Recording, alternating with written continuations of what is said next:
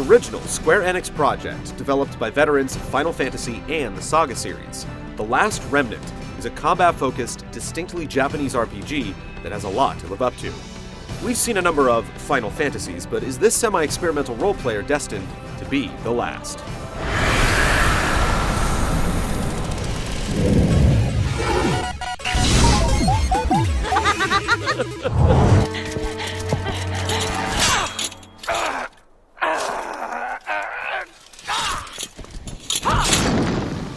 The Last Remnant's drama involves a standard-issue teenage hero with hidden powers, political power plays, a variety of coexisting fantasy races including four-armed cat people, and ancient artifacts known as Remnants, which possess great magical power.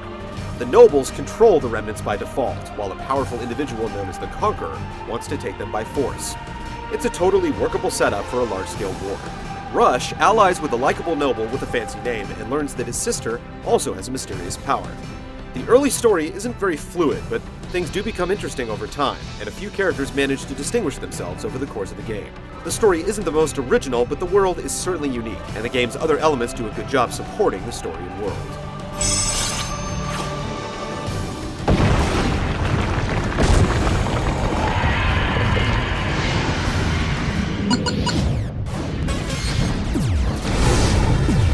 There are a number of features that set The Last Remnant apart from other RPGs. You command a small army rather than a group of individuals, and characters don't gain levels, instead having their health replenished after each battle. Rather than giving commands to individual units, you'll give orders to unions, groups of up to 5 characters that can take different formations for different effects on the battlefield. You determine what characters to place in your unions, grabbing leaders from guilds and recruiting generic soldiers to fill in the gaps. Formations are a further way to influence the outcome of battles, and it's a rewarding way to tweak the effectiveness of your unions in different situations. Depending on their overall performance, individuals may learn new skills during battle, or see their stats rise during the victory screen. The Last Remnant's combat is denser than similar games. With more characters involved, there are more chances to enjoy critical hits, dodges, and counterattacks. It makes for intense and compelling battles, but while quick camera cuts keep the pace from slacking, you'll still have to trade a little bit of extra time to appreciate the result. Areas have a large open field similar to the MMO-influenced Final Fantasy XII, while also giving you local and world maps that let you travel quickly to relevant locations. Simple tasks called guild quests don't have to be formally accepted, you simply claim your reward when you've met the requirements. More traditional quests will often warp you to the relevant location and send you back when you're done, making them easy to focus on and complete. Outfitting your army is also streamlined. Party members request materials they need to customize their gear after successful battles. The game also offers some non-linear exploration, letting you discover towns and other areas that aren't vital to the main story, but may offer their own unique weapons, side quests, and characters to recruit. The optional exploration can give knowledge of plot twists before they come up in the main story, and they do a lot to help flesh out the game's world. Completing the main quest in The Last Remnant takes some fortitude. It's a large game spread across 2 discs, so if you're looking for a lot of time per dollar, you could do a lot worse.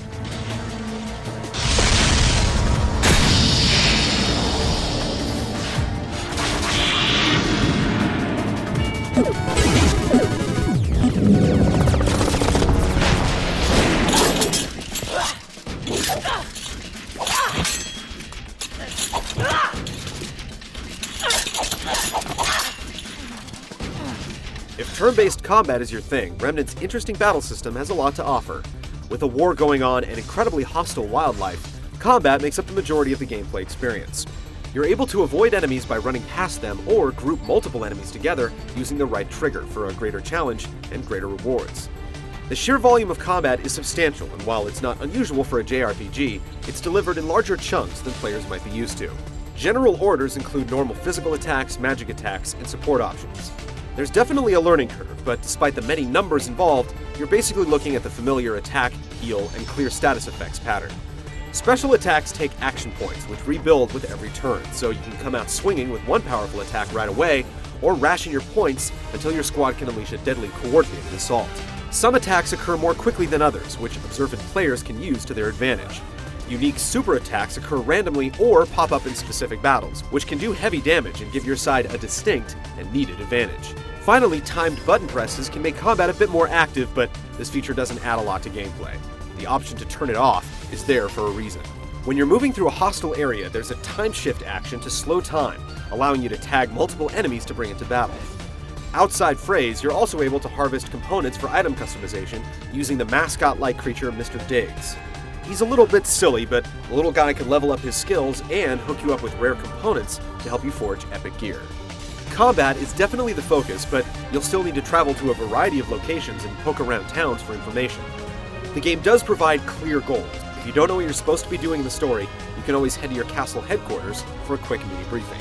The Last Remnant has a lot of depth, a nicely balanced risk-reward system, and presents a mean challenge. It's not a good starter RPG, but genre fans will feel rewarded.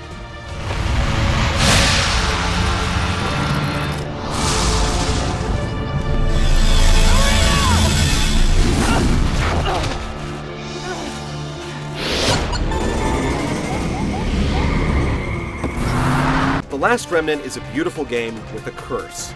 Gorgeous environments, detailed characters, battle animations that make you feel every impact of every hit, and elaborate enemy designs all suffer from inconsistent engine performance and glitchy textures. Things get choppy regularly. At least the stutters don't adversely affect the turn-based gameplay. Textures pop in and out constantly, and after a load, it can take a couple of seconds before the details emerge. It's distracting, there's no doubt about it. Voice performances range in quality, but are fitting and competent for the most part. The main character, unfortunately, isn't among the best, but we've definitely heard worse. It's useless. They don't get what we're saying. Music composition is excellent and varied, with several variations on the battle theme and appropriate background music for different locations.